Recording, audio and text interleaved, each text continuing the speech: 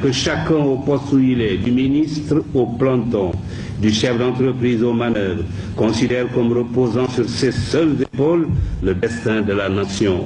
Inventons un système qui ne récompensera désormais que la compétence, le travail et la probité.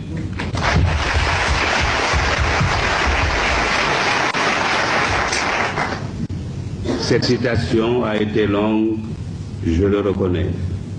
Si elle l'a été, c'est parce que je considère que les mots qu'elle contient ont encore aujourd'hui toutes les raisons d'être redits.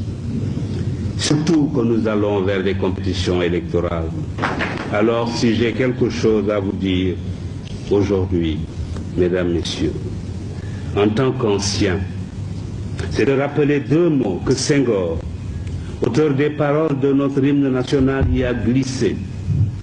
Nous les chantons machinalement sans y prêter grande attention. Dans les moments d'interrogation, il faut non les chanter, mais les murmurer du fond du cœur à chaque instant et leur obéir. Ces deux mots sont Sénégalais debout.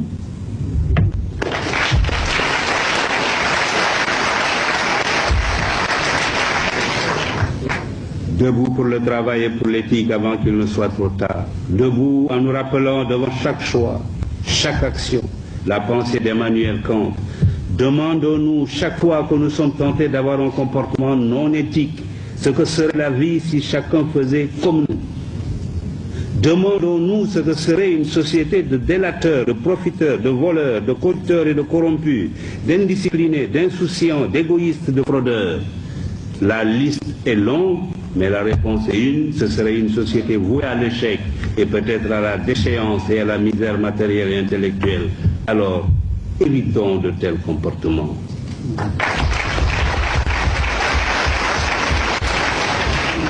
Nous, Sénégalais, sommes capables de renverser cette tendance, si nous le voulons vraiment, sincèrement.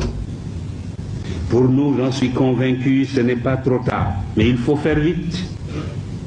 Au lendemain de son élection, le président Abdoulaye Wade avait lancé « Travailler, toujours travailler, encore travailler ». J'avais tout de suite saisi mon téléphone, je l'ai appelé et l'ai félicité.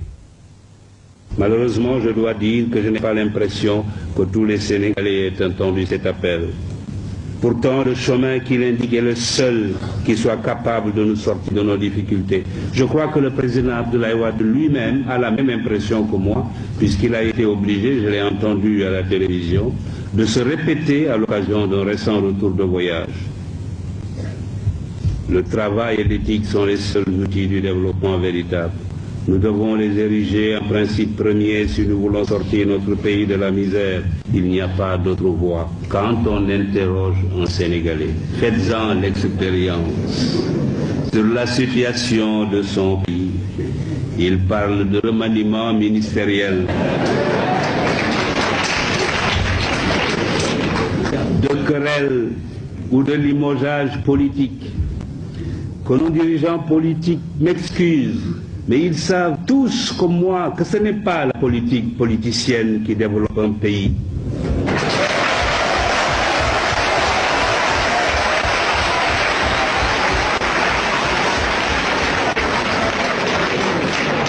J'ai écrit dans un recueil de discours et d'allocutions que je me propose de publier bientôt que ce genre de politique est le métier le plus facile du monde.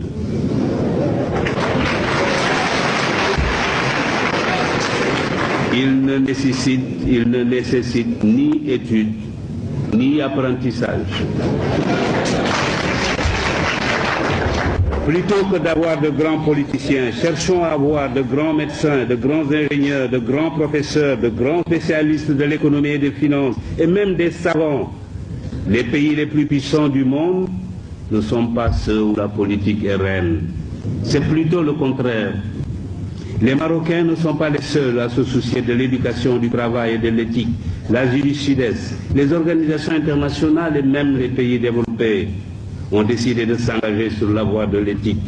Des comités et des commissions commencent à se dresser un peu partout, comme des sentinelles de la vigilance morale sur les routes de la recherche scientifique et technologique, de la gouvernance, de l'entreprise, du négoce, du sport et de toutes les activités humaines.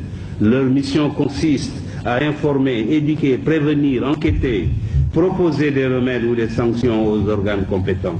L'éthique est désormais enseignée dans plusieurs universités, écoles et instituts. Il nous faut participer à ce mouvement. Il faut alors que dans nos institutions, dans nos organes, nos administrations, nos ateliers et nos bureaux, partout, suivre cet exemple.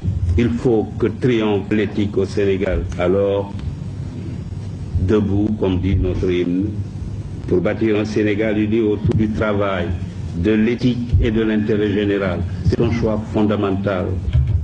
On ne paraît plus ringard en le préconisant. Je le préconise. Je ne serai peut-être plus de ce monde quand surviendront les conséquences de ce choix, pour lequel les Sénégalais auront opté en faisant soit ce qui est éthique, soit ce qui ne l'est pas. Ce jour-là, je suis sûr qu'ils diront en eux-mêmes: et pourtant, le père Kéba, avant de partir, nous avait prévenus.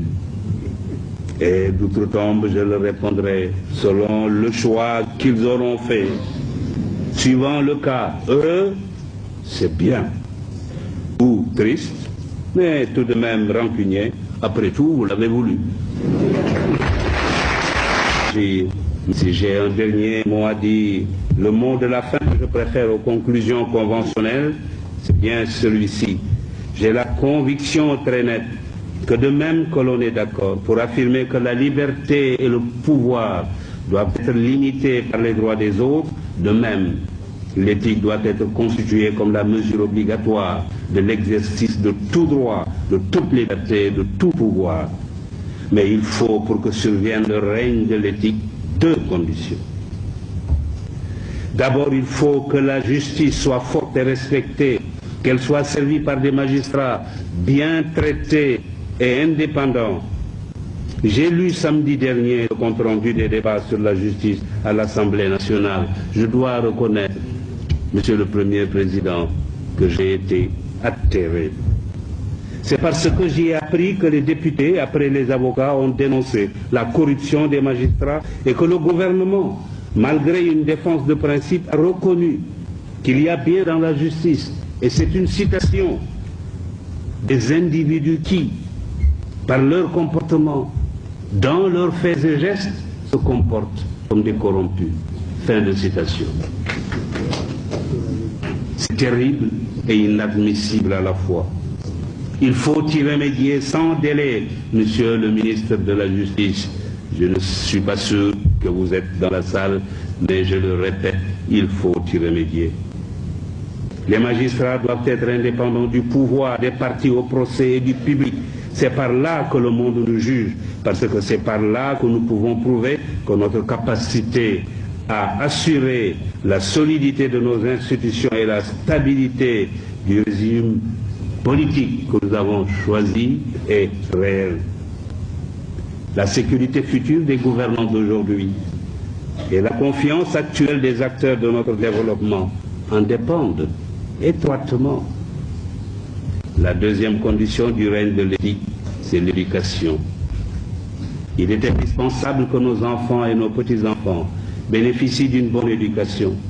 Tous mes amis de pays émergents me le disent, la clé de leur réussite, c'est l'éducation.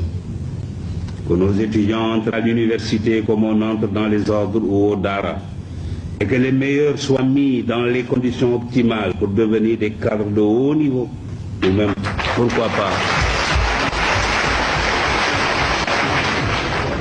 pourquoi pas, comme je le disais tout à l'heure, des savants.